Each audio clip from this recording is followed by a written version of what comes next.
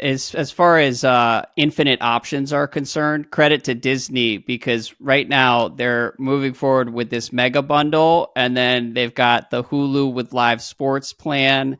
There's ESPN on cable, there's ESPN Plus, and then ESPN's OTT product in 2025. And I didn't think that we would ever see a company put together a more confusing offering than HBO Go and HBO Max and HBO Now, but here's ESPN giving them a run for their money. I can't wait to see how it all shakes out. But yes, that's one of the details. It is a good observation, though. I mean, on one hand, there is some definitely going to be a lot of confusion over the ESPN offering. You know, they've already had it sort of bad enough with ESPN versus ESPN Plus. But wow, I get ESPN for so cheap. Yeah, that's because it's not actually ESPN. It's like terrible. It's like lacrosse, right, or something like that. No offense to our lacrosse viewers or players, but they're for sure that's going to be a challenge. But there's also an aspect of you need to meet customers where they are, and they are going to meet customers wherever they are, however they want to be met, with a standalone app, with this bundled app, or it'll still be in the bundle, the cable bundle, sort of, if you want that.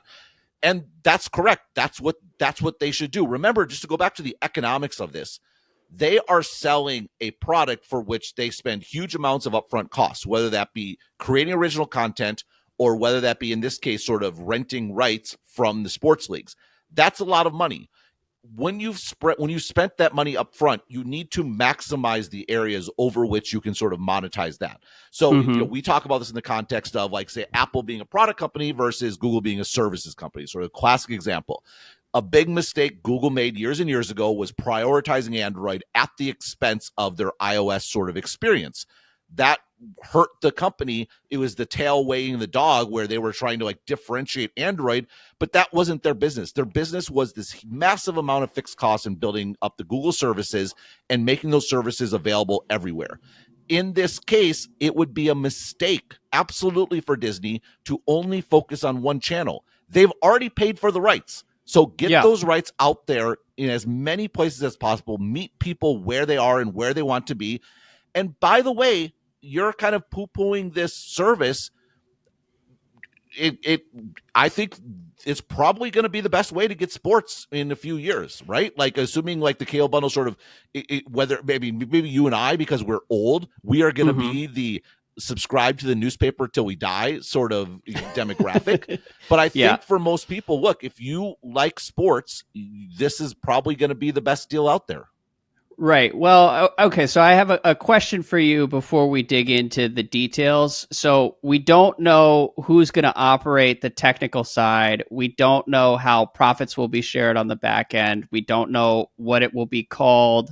We don't really have any idea how ESPN plans to differentiate its streaming product, its standalone ESPN streaming product, from this bundled streaming product where you could get all these different sports. But is there any unknown that's most interesting to you as we sit here now in February 2024? I mean, the Super Bundle is expected to launch in the fall, whereas the ESPN streaming service is coming fall 2025, so about 18 months from now. But is there anything that's most interesting to you now? I mean, I think that you kind of got to the core ones, like who's running this, like who's getting the data, right? My thesis around why Disney is staying in sports instead of spinning off ESPN, which a lot of their shareholders would like them to do, and there's a lot of shareholders who are like, the Nelson Pence, or whatever, is leading this sort of, I think, putting up an alternative slate at the next Disney board meeting. There's a lot of sort of drama around that, but my view is you want to have some scalable aspect of the business where you get more money over time without having to increase sort of the cost of the inputs. The challenge with a subscription model directly is, if you're trying to run a subscription service that is based on rights that you acquire, what's going to happen is the entity giving you those rights, which is the actual differentiator of your service, they're just going to take all the money, right? Like, which the NFL is very famous in particular for doing, and the NBA over the last 10, 15 years has gotten much more aggressive about doing. And so the question is, how do you actually make money sort of outside of that? What's the benefit that you gain?